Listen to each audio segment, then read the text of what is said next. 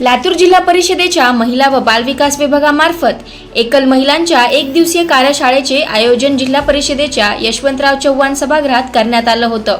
यावेळी विधवा, परित्यक्ता, घटस्फोटित महिलांना या कार्यशाळेसाठी आमंत्रित करण्यात आलं होतं। जिल्हा परिषदेच्या अध्यक्षासह जिल्हा परिषदेचे महिला सदस्य देखील या कार्यशाळेसाठी मोठ्या प्रमाणात उपस्थित होत्या। एकल महिलांसाठी शासन स्तरावर प्रयत्न व्हावेत, तसेच त्यांना येणाऱ्या अडचणी, मानसिक व शारीरिक त्रास, तसेच एकल महिलाकडे समाजात पाहण्याचा दृष्टिकोन यावर या ठिकाणी चर्चा करण्यात आली। तसेच यावर उपाययोजना ग्रामस्तरापासून ते जिल्हा परिषदेपर्यंत प्रयत्न होण्याची मागणी देखील जिल्हा परिषदेच्या महिला सदस्यांनी यावेळी केली आहे। खरंतर जिल्हा परिषदेचा एक घटक म्हणून मी सुरुवातीला आपली दिलगिरी व्यक्त करते की आपण खूप वेळापासून सभागृहात बसलात, पण आम्हाला कार्यक्रमाला उशीर झाला। अतिशय महत्त्वाच्या विषयावरती खरंतर आज आपण इथं जमलेलो आहोत, पण थोडासा कन्फ्युजन होत आहे शेख साहेब की आपण कार्यशाळा घेतोय की मेळावा घेतोय। म्हणजे हा पण खरंतर ह्या पहिल्या लाईनच्या लोकांनाही प्रश्न पडलेला असेल। आपण कार्यशाळा घेतोय हे आपण डिक्लेअर करून चुकून बॅनर जरी महिला मेळाव्याचा लागलेला असलं तरी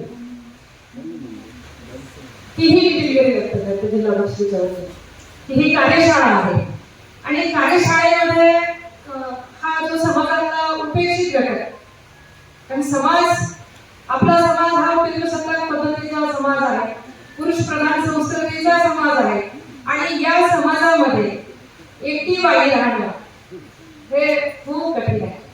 खरं तर ज्याचं जळतं त्याला कळतं। हा विषय सुद्धा आम्ही तर सगळ्या समाजाचे घटक आहोत, समाजासाठी काम करणारे आहोत, काय म्हणायचे समाजासाठी काम करणारे आपण आहोत, पण याच्यामध्ये खरा फीडबॅक तुम्ही मला वाटतं अजून सूचना तुम्ही घेणार आहात, तर माझी आपल्याला सूचना अशी आहे की प्रत्येक ग्रामपंचायतीमध्ये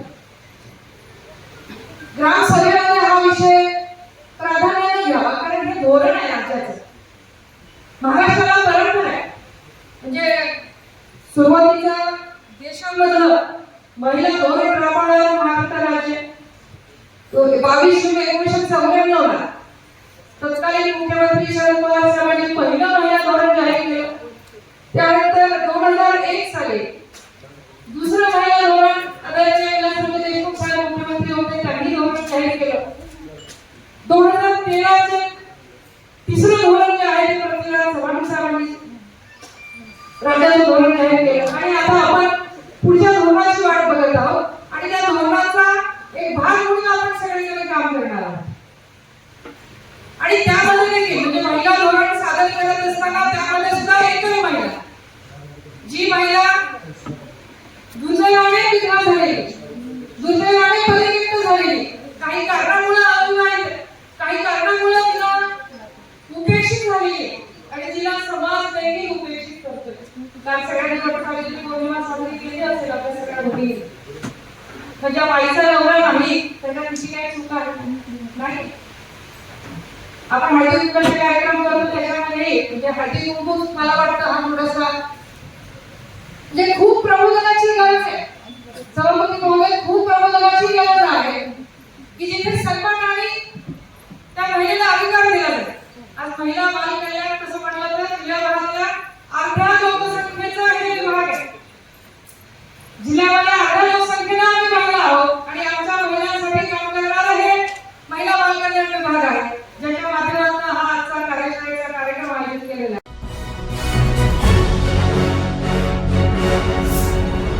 Thanks for watching Ekmat Digital.